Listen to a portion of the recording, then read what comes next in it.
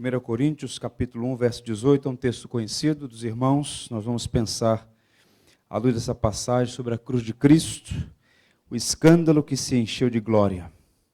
A cruz de Cristo, o escândalo que se encheu de glória. À luz de 1 Coríntios 1, 18. Diz assim a palavra de Deus. Certamente a palavra da cruz é loucura para os que se perdem, mas para nós que somos salvos, poder de Deus. Que o Senhor nos abençoe.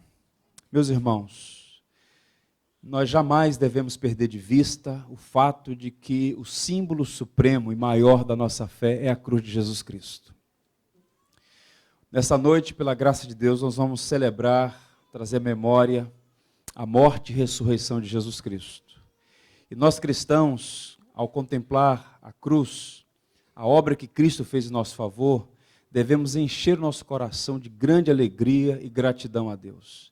Você não estaria aqui se Cristo não tivesse oferecido a vida dele, pura, santa e imaculada, na cruz, pelos seus pecados, pelos nossos pecados.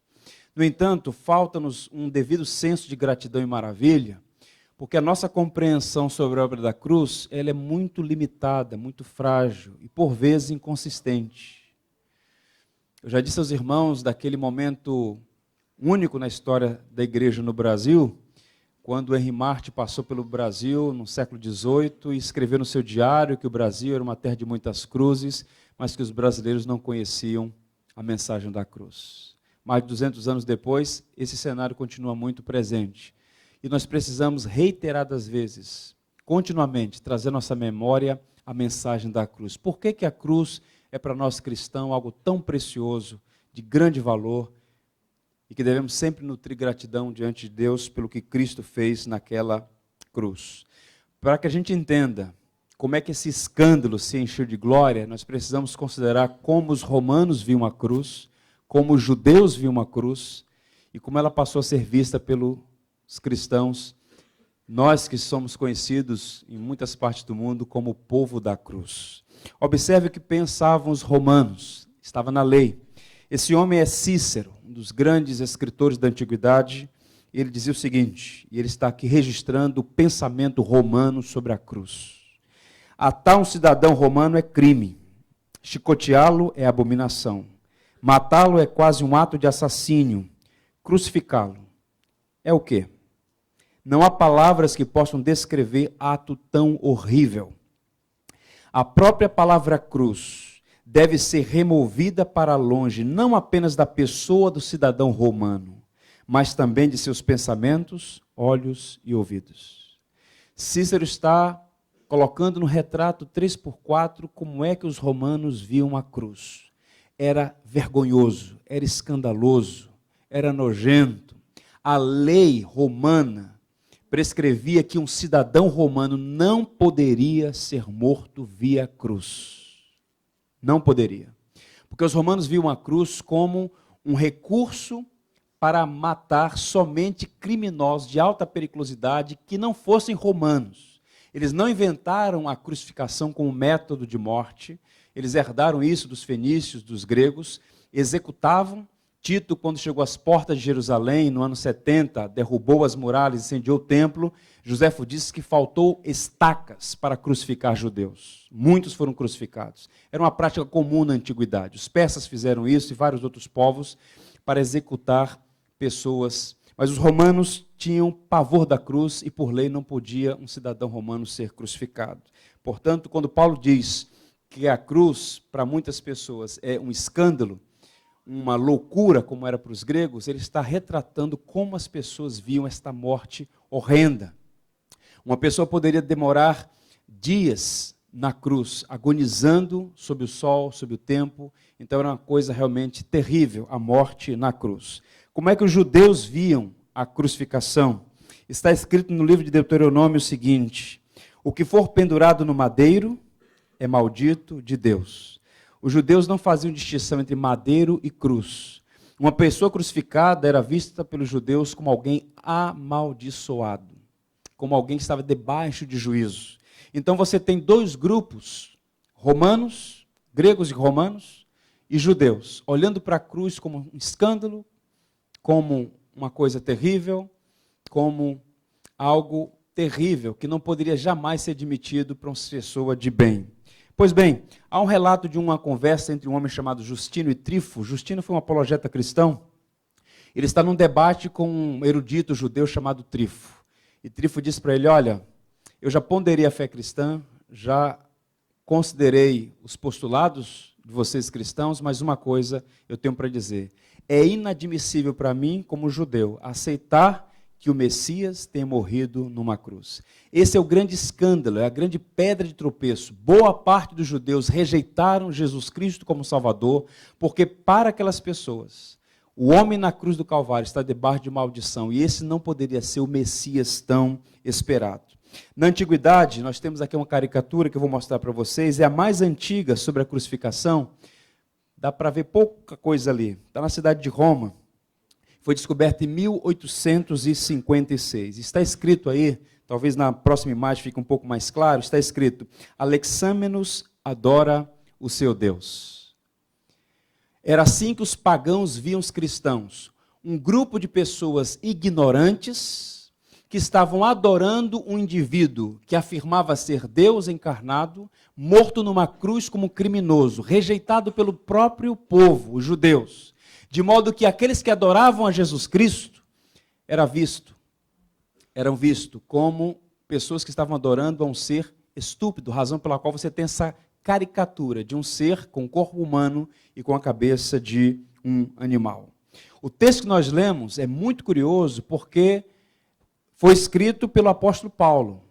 E o texto vai dizer, observe, certamente a palavra da cruz é loucura para os que se perdem, mas para nós que somos salvos, poder de Deus. E esse mesmo Paulo disse assim, escrevendo aos Gálatas, mas longe esteja de mim gloriar-me, senão na cruz de nosso Senhor Jesus Cristo, pelo qual o mundo está crucificado para mim e eu para o mundo. Você lê um texto desse, tem gente que coloca no carro, recita, mas não consegue assimilar a profundidade dessa passagem. Quem escreveu isso? Paulo. E quem era Paulo? Romano e judeu. Ele cresceu num ambiente em que a cruz era símbolo de coisa vergonhosa. Como romano, Paulo rejeitava a cruz. Isso é uma coisa horrível. É só para criminosos não romanos, criminosos não romanos. E como judeu, ele jamais poderia aceitar que o Messias esperado, a raiz de Davi, o Filho de Deus, crucificado naquele Calvário. Mas alguma coisa aconteceu com esse homem para ele olhar para a cruz e agora, como um romano e como judeu, olhar para a cruz e dizer, longe de mim gloriar-me, senão na cruz de nosso Senhor Jesus Cristo. O que acontece? O que Paulo está fazendo aqui é o que você e eu precisamos fazer. Olhar para a cruz e identificar nela o poder de Deus. Se você não entender a mensagem da cruz, você não conhece o Evangelho. Ontem eu tive um encontro com uma pessoa que está dando os primeiros passos na fé e eu lhe recomendei um livro e lhe disse a ela, se você não entender a cruz, você não entendeu o Evangelho. E há muitos evangélicos que não conhecem o Evangelho, que reduzem o Evangelho a moralidades, a moralismo por vezes, a códigos de faça isso, não faça aquilo, e não conseguem discernir a glória da cruz.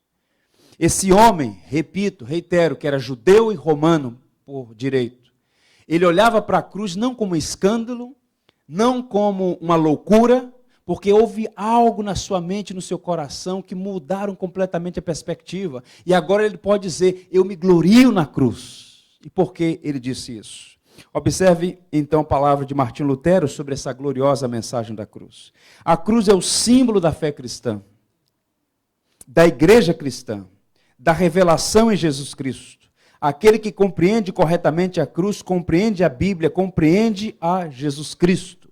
E nós precisamos, num culto público de adoração, sobretudo em um momento como esse, em que vamos tomar do pão e beber do cálice, fazer conscientemente, sabendo o significado desta obra, irrepetível, singular, eficaz em nosso favor, trazer à memória o que Cristo fez naquela gloriosa cruz. Eu queria destacar algumas verdades sobre a cruz de Jesus Cristo, para que nós possamos nos alegrar.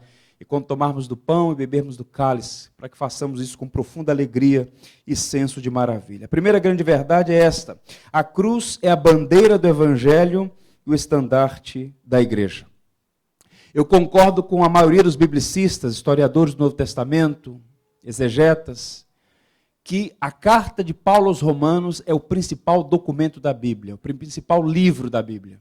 Não só do Novo Testamento, mas de toda a Escritura. Romanos é a carta magna. Sintetiza criação, queda e redenção, essas três portas pelas quais nós podemos enxergar a realidade.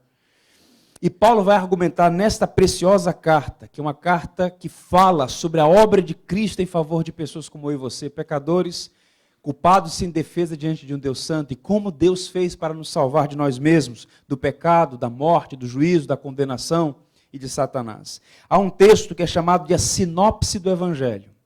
E o texto é Romanos 3, 24, e diz assim, eu quero que você leia comigo. Sendo justificados gratuitamente por sua graça, mediante a redenção que é em Cristo Jesus. Muitos cristãos memorizaram João 3,16, isso é maravilhoso, porque de fato é a Bíblia em miniatura. Mas você precisa memorizar esse texto. E mais do que isso, você precisa assimilar o conteúdo dessa passagem. Você e eu, nós vamos celebrar a ceia por causa das verdades contidas nesse verso. E o que é que essa passagem está falando?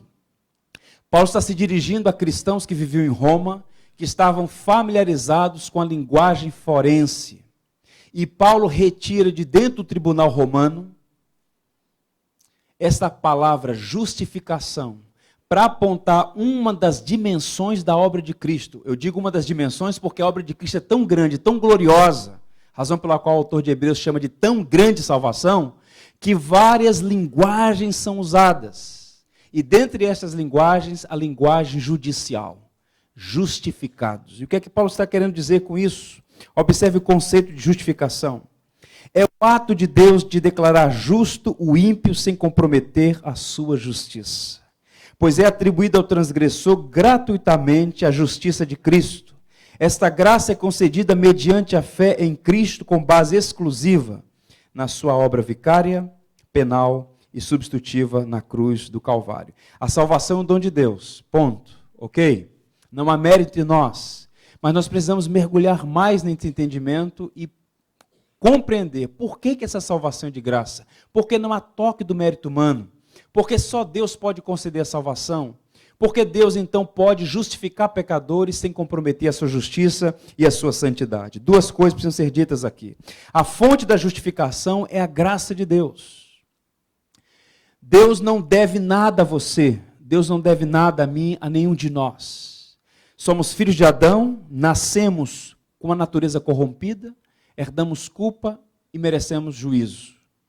Deus graciosamente, de um modo inexplicável, livre e soberano como é, decidiu amar pecadores. Não é isso que ele diz no capítulo 5? Porque Deus prova o seu amor para conosco em que Cristo morreu por nós, sendo nós ainda pecadores. Não foi por previsão. Ele sabia quem nós éramos, Ele sabe quem nós somos, mas decidiu nos amar intensamente. Graça é presente, é dom, é dádiva, independe de quem o recebe.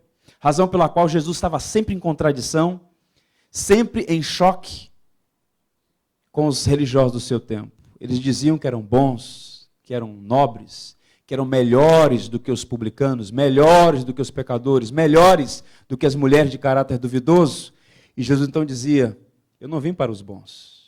Eu não vim para os sãos, eu vim para os doentes. Um recurso de ironia, porque ninguém é bom, ninguém é são. Estão todos doentes, todos pecaram e destituídos estão da glória de Deus. Mas o coração humano rebelde, refratário, enganoso e corrupto está sempre tentando, de alguma maneira, justificar a si mesmo, achar que é melhor do que os demais.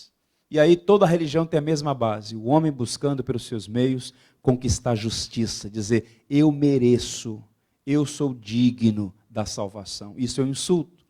Um dos grandes pregadores da igreja, o George Whitefield, ele dizia, a tentativa de salvação por meio dos próprios méritos é presunção maligna. Tal pessoa é tão tola quanto um homem que deseja chegar à lua através de uma corda de areia. Essa é a ironia do pregador inglês.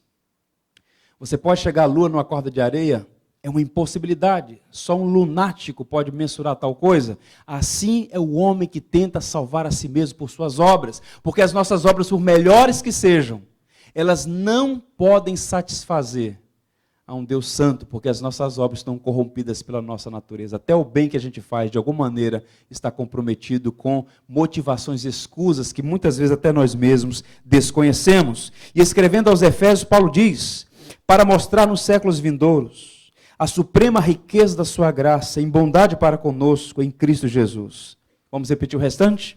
Porque pela graça sois salvos mediante a fé, e isto não vem de vós, é dom de Deus, não de obras, para que ninguém se glorie. A salvação é dom de Deus ou mérito humano? Dom de Deus. Dom de Deus. Graça do Senhor. E qual é a base da justificação? Deus faz isso graciosamente. Mas Deus, eu digo isso sempre com muita reverência, Deus não poderia perdoar sem que houvesse uma base justa para fazer isso. Um juiz, por melhor que seja, se ele solta um criminoso, ele está comprometendo a justiça. O justo juiz, o nosso Deus, não pode perdoar sem que haja uma base legal para fazer isso. Perdoar e justificar alguém que cometeu delito. E qual é a base? Observe o verso 24 ainda. Sendo justificados gratuitamente por sua graça, mediante. Aí nós encontramos a base pela qual Deus nos justifica. Mediante a obra de Cristo. Ele vai falar de redenção. Essa palavra redenção era compra mediante o pagamento. Ou é soltura, livramento de um escravo baseado com o pagamento. E a obra de Deus, de nos justificar, ela se fundamenta naquilo que Cristo fez. Ele pagou pelos nossos pecados, ele cumpriu a lei em nosso lugar, de modo que ele pode nos perdoar os pecados e nos justificar, porque ele imputa sobre nós a justiça que só ele tem, porque só ele, somente ele, cumpriu a lei de modo cabal e perfeita. Em 1 Pedro está escrito assim, sabendo que não foi mediante coisas corruptíveis, como prata ou ouro, que fostes resgatados do vosso fútil procedimento, que vos legaram vossos pais, mas pelo precioso sangue, como de cordeiro, sem mácula, o sangue de Cristo. Por isso a cruz de Cristo é a bandeira do Evangelho e o estandarte da igreja. O que mais reflete o Evangelho, aquilo que de fato é o Evangelho, é a obra de Cristo, a cruz de Cristo. Morrendo por pecadores, justificando pecadores, por meio da sua morte e sua ressurreição. E por isso é o estandarte da igreja. A igreja não tem outra mensagem. A igreja não é ONG. Caridade qualquer pessoa pode fazer, independente de ser cristã ou não. Nós podemos e devemos fazer obras de misericórdia. Nós devemos e temos feito ao longo desses séculos todos atos de misericórdia para com o necessitado. Mas há uma coisa que só a igreja pode fazer. Nenhum clube, nenhuma organização, o Estado, ninguém. Só a igreja pode fazer, porque ela tem este mandato. Anunciar o Evangelho. O Evangelho é Cristo crucificado e ressurreto. A gloriosa bandeira do Evangelho. Caminhando, a segunda grande verdade sobre essa cruz, a cruz de Cristo é o ponto de encontro entre a justiça e a paz. Isso tem relação com o que eu acabei de dizer. Observe o verso 20 de Colossenses. Havendo feito a paz pelo sangue da sua cruz, por meio dele, reconciliar-se consigo mesmo todas as coisas, quer sobre a terra, quer sobre os céus. O que significa a paz pelo sangue da sua cruz? Se você chegasse no templo de Jerusalém, nos dias de Jesus, você poderia, como um gentil, não sei se é que nem um judeu étnico, você poderia chegar até o pátio dos gentios. Ali qualquer pessoa poderia chegar. Mas havia um muro, e nesse muro tinha uma inscrição, em grego, em latim e em hebraico. Quem passar daqui pode sofrer pena de morte. Nenhum gentil poderia atravessar aquele muro. Havia uma separação entre o gentil e o judeu. Quando Cristo veio e realizou aquela obra que nós hoje celebramos, a sua obra na cruz do Calvário, ele nivelou todo mundo.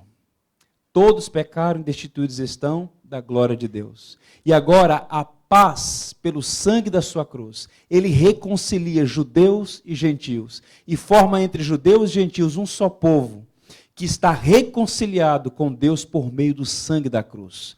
Há justiça e paz na pessoa de Jesus Cristo, na obra que ele fez na cruz do Calvário. Naquela cruz, Jesus Cristo faz fundamentalmente duas coisas. Ele nos justifica, nos torna diante de Deus sem culpa, sem transgressão. Ele crava o escrito de dívida que era contra nós naquela cruz. E ele garante que toda a igreja, toda ela, formada de judeus e gentios, de pessoas de todas as tribos, línguas, povos e raças, agora um só povo, tenha acesso a Deus voluntariamente, livremente, espontaneamente, pelo novo e vivo caminho que ele selou por meio da sua cruz. É a cruz de Cristo que sela esse caminho, que pavimenta o caminho até a presença do Deus Santo. No Cantor Cristão, há vários hinos belíssimos, eu gosto sempre de citar o hino 12. Há duas estrofes nesse hino que eu queria recitar para os irmãos. Observe esse hino composto aí entre o século XVIII e XIX. Louvamos, louvamos, Senhor, e adoramos a Ti, que a justiça de Deus sustentaste, a pena sofrendo por nós merecida, a vida depondo para si nos remir. E aí prossegue, em Ti concilia-te a santa justiça, que não pode a culpa deixar sem castigo, com a compaixão que por graça recebe, e exime de culpas o réu pecador. Que maravilha! Saber que naquela cruz ele assume a nossa dívida e agora, por ter cumprido a lei perfeitamente, ele imputa sobre nós a sua justiça. Justiça e paz. Ele pagou a sua dívida. Não é uma boa notícia isso? É o Evangelho. Não há nenhuma condenação para os que estão em Cristo Jesus. Ainda há pouco nós cantamos Teu sangue. E não é apenas uma música bonita, é uma música verdadeira, que nasce do Evangelho, que nasce da Escritura. É por meio da obra de Cristo que nós temos paz com Deus. A justiça foi satisfeita. Por quê? Porque alguém teve que pagar pelos nossos pecados, de fato pagou. Deus não toma o culpado por inocente. Alguém teve que sustentar a justiça de Deus. E essa pessoa é Jesus Cristo. Há alguns versos na Escritura que chamam a nossa atenção, dentre os quais destaco quando Jesus diz no Getsemane, Pai, se possível, passa de mim este cálice. E que cálice é esse? A ira de Deus, que deveria ser derramada sobre nós, réus, sobre nós, transgressores, mas que o Filho de Deus assumiu e bebeu até a última gota. O John MacArthur, falando sobre isso, diz assim, o que é o cálice? Não é apenas a morte, não é a dor física da cruz, não era o açoite ou a humilhação, não era a sede horrível, a tortura de ter pregos martelados no corpo dele, ou a vergonha de receber as cusparadas ou ser espancado. Não eram nem mesmo todas essas coisas juntas. Todas essas coisas eram mesmas coisas que o próprio Cristo tinha dito não temer. O que era o cálice? O que Cristo temia sobre a cruz. O cálice do qual ele pede para ser liberto, se possível, era a efusão da ira divina que ele teria de suportar do seu santo Pai. Ele assumiu a ira de Deus sobre si por amor a mim e a você. É por conta disso, à medida que a gente medita na obra de Cristo, que a nossa afeição por Ele aumenta. Fazer o bem a quem nos faz bem é razoável, é compreensível. Mas amar inimigos, rebeldes, transgressores, só mesmo o escandaloso amor de Deus. Em Coríntios, Paulo diz assim aos Coríntios, aquele que não conheceu o pecado, Ele, Deus, o fez pecado por nós, para que nele fôssemos feitos justiça de Deus. Ele jamais pecou, mas foi amaldiçoado, bebeu o cálice da ira divina, morreu a nossa morte. Tudo isso ele fez para que eu e você tivéssemos vida e vida em abundância, para que fôssemos, como cantamos ainda há pouco, livres da tirania do pecado, livres da condenação da culpa, livres da opressão de Satanás e tivéssemos verdadeira esperança. Novos céus e nova terra nos aguardam, porque toda a criação será redimida pela obra do Cordeiro naquela bendita cruz. Caminhando, a cruz de Cristo é a maneira justa de Deus justificar o injusto. O verso 26 de Romanos vai dizer o seguinte, tendo em vista a manifestação da sua justiça no tempo presente, para ele mesmo ser justo e justificador de muitos, daqueles que têm fé em Jesus. Ou seja, Deus tem um problema que só Ele pode resolver. Ele ama a você, mas Ele não pode dizer que você é justo porque você transgressou. Então Ele tem um problema que Ele mesmo resolve. Ele ama pecadores, mas não pode livrá-los sem que alguém cumpra a justiça, sem que alguém sustente a justiça. Então Cristo vem como homem, ele torna-se homem, ele cumpre a lei em nosso lugar, jamais pecou, cumpriu a lei em todos os pormenores. E agora, para que Deus fosse justo e pudesse justificar, o Cordeiro vai àquela cruz e morre a morte que não era dele, assume a condenação que não era dele, por isso a morte é penal, ele morre a nossa morte, por isso que é substitutiva, ele vai em nosso lugar, é por isso que é vicária, porque ele assume os nossos pecados. Observe o que o salmista diz numa linguagem bem poética. Encontraram-se a graça e a verdade, a justiça e a paz se beijaram. Graça e verdade andam sempre juntas. Qual é a graça? Deus amando pecadores. Qual é a verdade? Somos pecadores. Justiça, Deus não pode libertar pecadores sem comprometer sua justiça. O que é a paz? A obra que Cristo faz. Então esse encontro santo possibilitou a nossa completa e total salvação. E por fim, a cruz de Cristo é o clímax da história da redenção. Não é plano B, é um programa eterno, elaborado entre os membros da Santíssima Trindade. Observe então Pedro quando diz assim: fostes resgatados do vosso fútil procedimento, pelo precioso sangue de Cristo, conhecido com efeito, quando? Antes da fundação do mundo, porém, manifestado no fim dos tempos, por amor de vós. Nós devemos rejeitar com muita veemência qualquer discurso que sugira que a cruz de Jesus, a obra de Deus, por meio de Cristo, foi um plano B, porque o primeiro não deu certo. Tudo estava programado pela divina providência. A cruz de Cristo foi programada, planejada antes da fundação do mundo. O Cordeiro de Deus já estava preparado, de modo que nós podemos afirmar que a salvação é uma obra do Deus Trino. Pai, Filho e Espírito Santo programaram a nossa salvação. O Pai planejou, o Filho executou e o Espírito aplicou a nós. Ou como diz J. Packer, a Trindade é a base do Evangelho e o Evangelho é uma declaração da Trindade em ação. Razão pela qual Paulo diz aos Gálatas: vindo, porém, à plenitude do tempo, Deus enviou seu Filho, nascido de mulher, nascido sob a lei, para resgatar os que estavam sob a lei, a fim de que recebêssemos a adoção de filhos, na plenitude dos tempos. Não foi uma contingência da vida. Num momento certo, Deus preparou o mundo para receber o Evangelho. Deus preparou o mundo para receber o seu Filho encarnado. Paulo vai nessa mesma direção, escrevendo a Timóteo, diz: Deus que nos salvou e nos chamou com santa vocação, não segundo as nossas obras, mas conforme a sua própria determinação e graça, que nos foi dada em Cristo quando? Antes dos tempos eternos. Antes dos tempos eternos.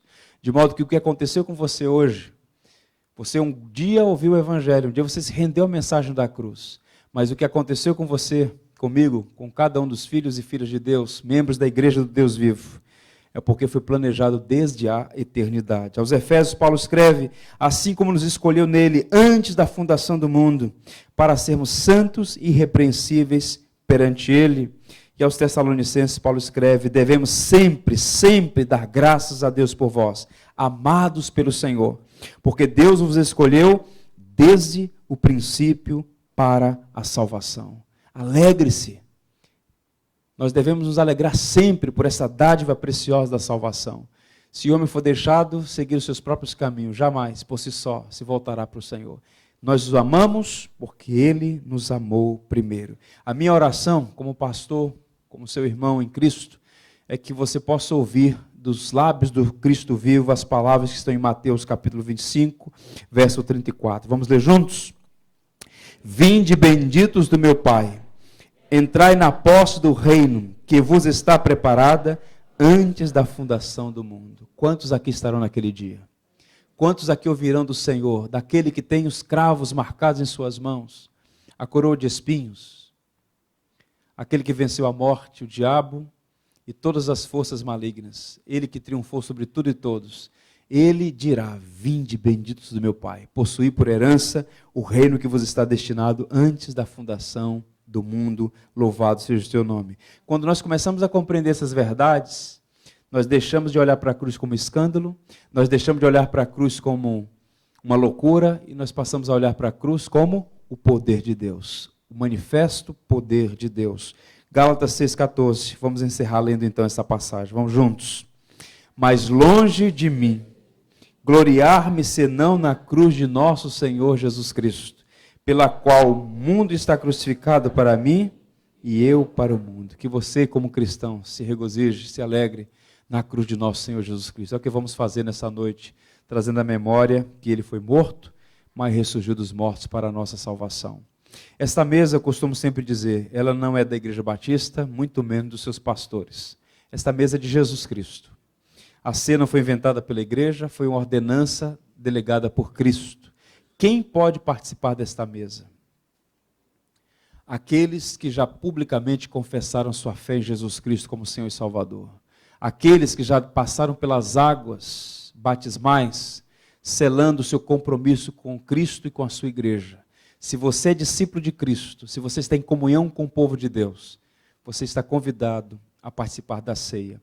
Sempre trazendo a memória que devemos participar da ceia com profundo senso de gratidão e também de reverência. Examine-se, pois, o homem a si mesmo e coma do pão e beba do cálice. Esse é o momento de contrição, de confissão, de arrependimento. Quando eu tomo do pão e bebo do cálice, eu estou reafirmando, confirmando o meu compromisso com Cristo, com o Evangelho, minha permanência no corpo do Senhor. Que Deus nos abençoe neste momento tão especial. Eu peço a você que curve a fronte, nós vamos orar, pedindo a Deus que nos ajude a participar deste momento e receber graça da parte dEle, porque iremos tomar do pão e beber do cálice, confiando em Jesus e somente nele. Senhor, nós te louvamos pela maravilhosa cruz de Cristo. Te louvamos porque, embora nossa mente finita e limitada não seja capaz de compreender tão grande mistério, é suficiente para nós saber que nós fomos objetos do teu grande amor. E a prova disso é que o Senhor enviou o seu Filho para morrer. Ele nasceu para morrer. Ele morreu de fato por nossos pecados e ressurgiu para a nossa justificação. Te louvamos porque Ele é o justo que justifica o ímpio. E aqui nenhum de nós é justo por nós mesmos. Somos todos transgressores e ímpios, mas fomos justificados pela obra de Jesus. Louvado seja o teu nome. Te damos graça porque não há mais nenhuma condenação, não há mais nenhum escrito de dívida contra nós, porque todos os nossos pecados foram cancelados por meio do precioso sangue do Cordeiro. Nós queremos, portanto, viver, Senhor, de modo que seja agradável ao Senhor. Viver uma vida íntegra, santa, uma vida piedosa, uma vida que possa glorificar o nosso Salvador, aquele que nos amou e por nós quis morrer. Nos ajuda nas nossas muitas dificuldades, porque nós todos, Senhor, ainda temos em nós resíduos da velha natureza. Lutamos com o pecado que habita em nós. Não há nada oculto diante de Ti. Temos pecado contra o Senhor e contra o nosso próximo. Razão pela qual nós confessamos isso e pedimos que o Senhor nos perdoe e nos purifique de toda injustiça. De modo que nesta noite saiamos daqui com as mentes e corações cheios da Tua graça. Que ninguém saia daqui com a consciência culpada, mas que saia com a consciência limpa, purificada pela justiça de Cristo. Nós queremos, sim, beber do cálice, comer do pão, com profundo senso de maravilha, agradecidos por esta obra especial em nosso favor. Nós rejeitamos, Senhor, qualquer senso de justiça própria, qualquer toque meritório nosso nesta obra que é somente Tua. Por isso, recebe a honra e a glória, porque a salvação pertence ao Senhor. Se hoje Tua igreja está reunida aqui, na condição de remidos, lavados no precioso sangue de Cristo, isso se deve tão somente pela Tua soberana e livre graça, que nos amou e nos chamou para si. Por isso, Senhor, recebe o louvor da Tua igreja aqui reunida, em nome de Cristo, crucificado e ressurreto. Amém e amém. Que Deus nos abençoe.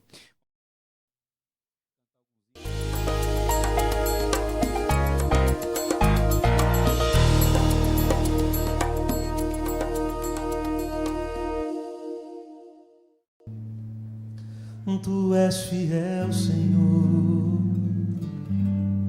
meu Pai celeste,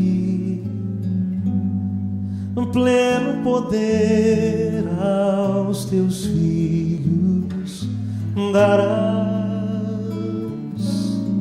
Nunca mudaste, tu nunca faltaste, tal como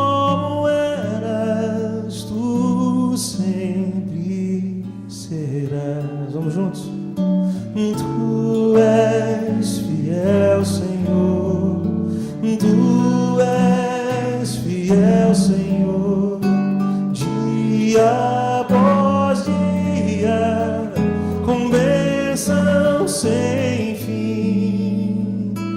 Tua mercê me sustenta e me guarda. Tu és fiel, Senhor, fiel a mim.